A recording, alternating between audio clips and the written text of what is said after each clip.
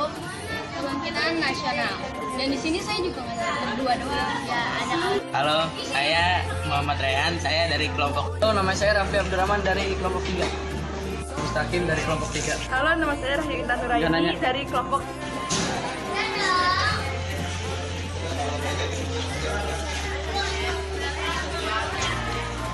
Banyak pemandangan.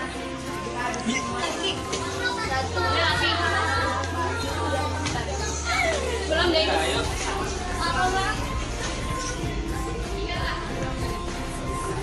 Jadi di sini itu ruang dosen Sofia.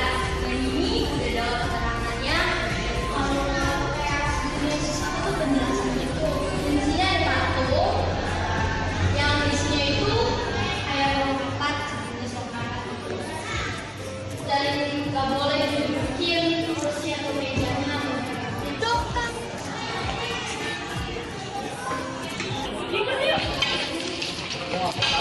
Jadi di sini lagi di ruang bahan Sofia. Jadi di sini ada macam alat pengobatan tradisional Nusantara. Ini contohnya. Seperti ini ya.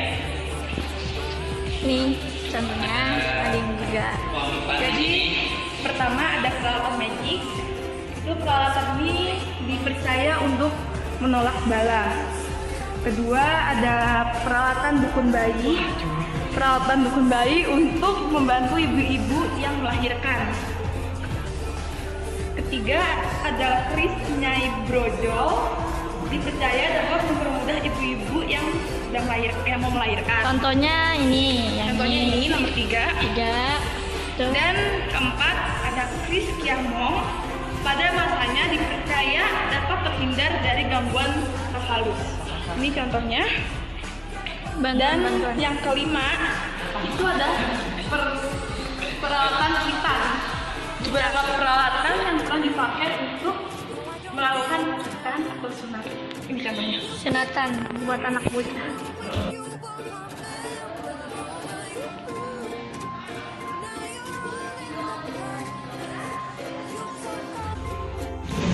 Dan sekarang kita udah menuju ke tempat museum dua. Dan itu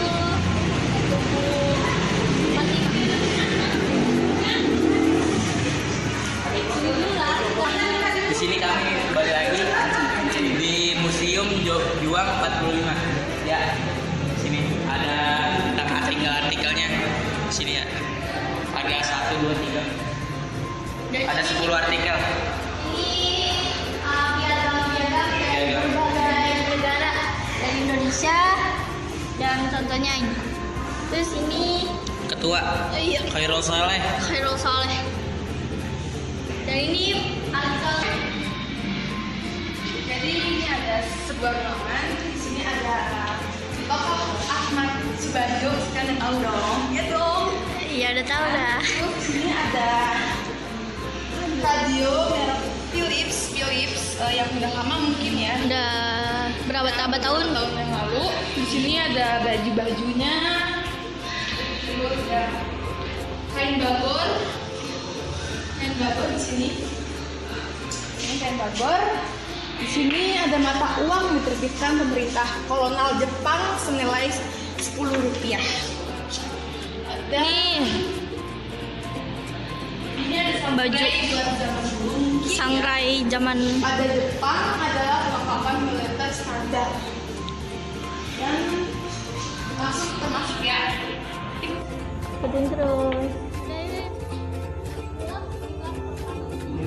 Jadi itu di sini kayak jenis menceritakan Tentang penjajahan zaman dulu. satu persatu dijelasin.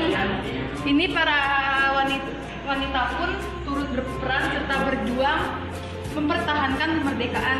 Dan di sini sudah ada gambarnya kalau wanita itu membantu menjadi seperti Dokter. PMR. Iya, atau- dokter. Ya, jadi Dokter. Yang menolong korban perang. Sebelah sini ada apa ya istilahnya itu kisah 3 dimensi mungkin. Sini ada api Angkatan Pemuda Indonesia. Dibentuk oleh para pemuda Menteng 31 yang diketahui oleh Wikana dengan waktunya Ya. Saleh. Pada saat rapat pembentukan API ini hadir pula Aibit, Parjono, AM, Hanafi, Kusnandar, Joharno, dan Khalid Rasidi.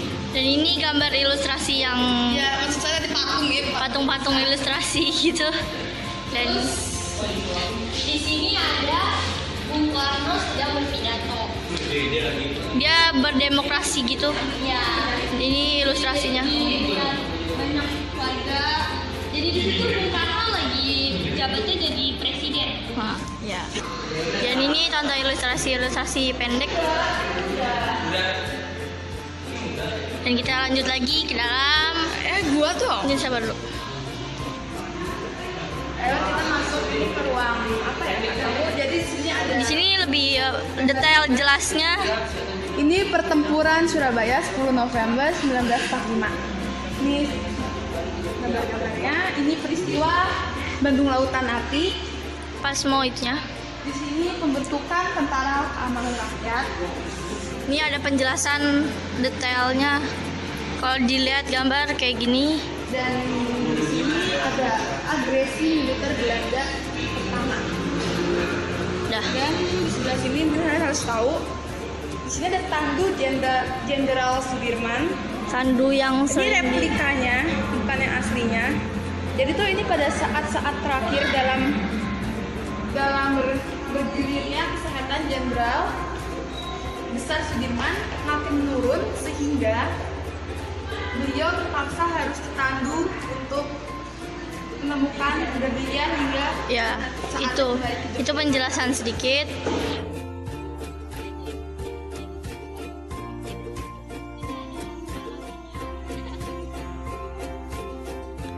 Ada DRR Soeharto, saksi sejarah. Ini mungkin kayak sejenis palu ya, dan ini puntung rokok yang di tempat rokok ya. Ini pulpen. Ini pulpen yang buat ditulis ini. Dan ini ada kejelasannya kok. Sebagai dokter pribadi Bung Karno.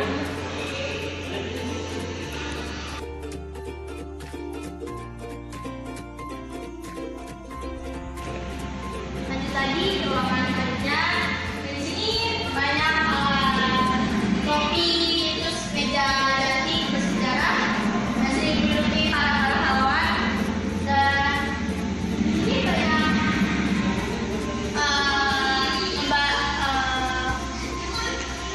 kopi, baju, seragam berjuang, dan pistol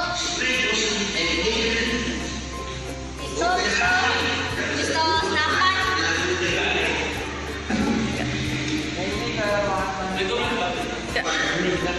Ruangan selanjutnya ada pakaian dan kain, jas, Ini jas ibu yang di jas ibu jas yang Aisyah. dipakai Ibu Aisyah Hussein, Laskar Putri, Tasikmalaya.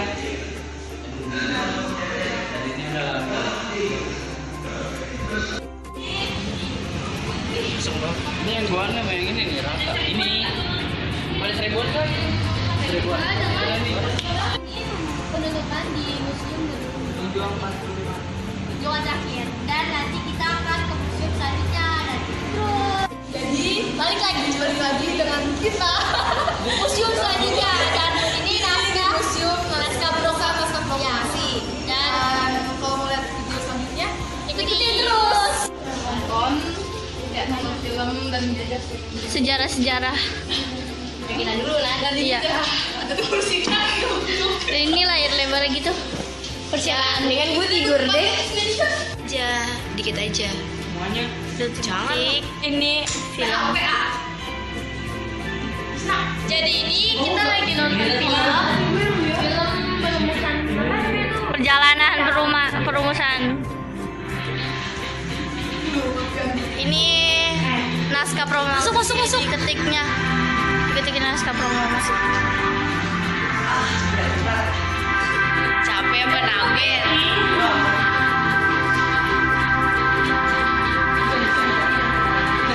Keren kan? Berakhirnya Perang Dunia Kedua di Pasifik ditandai dengan perintah sekutu agar cepat menyerah. Deklarasi ini dibuat dalam konferensi Potsdam tanggal 26 Juli 1945. Namun, hak pasti mengenai kekalahan Jepang hingga menyerah tanpa syarat adalah dijatuhkannya bom atom pada PPKI pada 7 Agustus 1945. Namun generasi muda Indonesia Iya, ini aja dipotong-potong. dengan keras dan segera memanfaatkan momen kekalahan Jepang. Di sini nggak disinyal. Persiapkan kemerdekaan sendiri tanpa perlawanan. Jalan menuju kemerdekaan. Permisi, ini udah mana duitnya? Udah kan? Udah. Masuk din.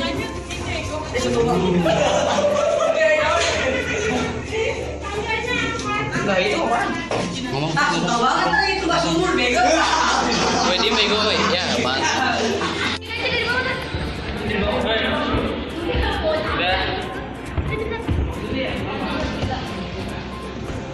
Terus kita ke atas dan di atas ada banyak pecahan dari teks-teks Jepang. Jadi itu ini di ruang tengah dan di sini banyak keterangannya. Jadi orang ini kamar mandi.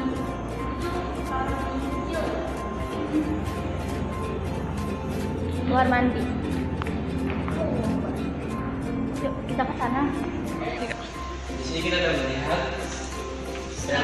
setelan baju, jas, peci dan tongkat semuanya.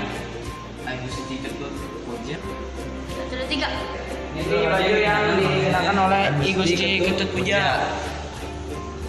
Dan yang satunya lagi adalah jas, peci dan tongkat yang dikenakan oleh DR Dr. Teguh Haji Muhammad Hasan. Jadi di sini adalah ruangan pengetikan dan penandatanganan naskah proklamasi. Ini di sini adalah sebelah ada artikelnya. Nah ini Setelah konsep naskah proklamasi disusun oleh Bung Karno dan Karno Ahmad Subarjo, disetujui oleh hadirin, Bung Karno meminta agar Hansi Melik mengetik dan mengetiknya di sini. 3. Sini ruang pertemuan dengan Maida. Ya, sini ada di sini ada replika burung cendrawasih. Ini tempat duduknya. Tempat duduk di sini. Ini adalah surat perumusan naskah proklamasi yang dibuat oleh Bung Karno dan disaksikan oleh Bung Hatta dan Ahmad Subarjo.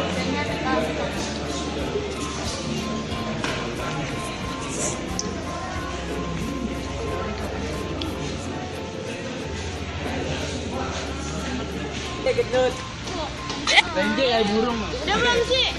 Kamu mau masuk? Ayo boleh masuk boleh. Jadi ini goa tempat persembunyian. Ini anggota PPKI. PPKI itu adalah panitia persiapan untuk Indonesia. Panitia ini dibentuk oleh Jepang pada tanggal 17 Agustus dan ini anggotanya dan pasukan.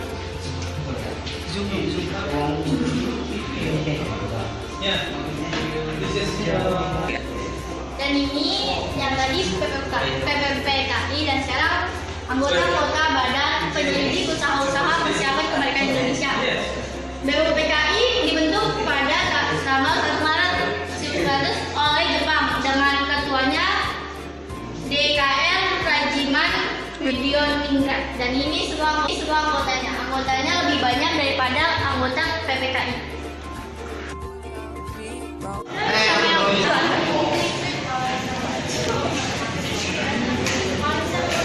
I don't need love.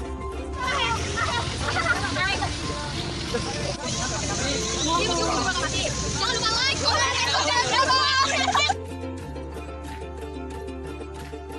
udah mulai? Itu udah mulai. Tuh, 2. Itu nanti gak kelihatan.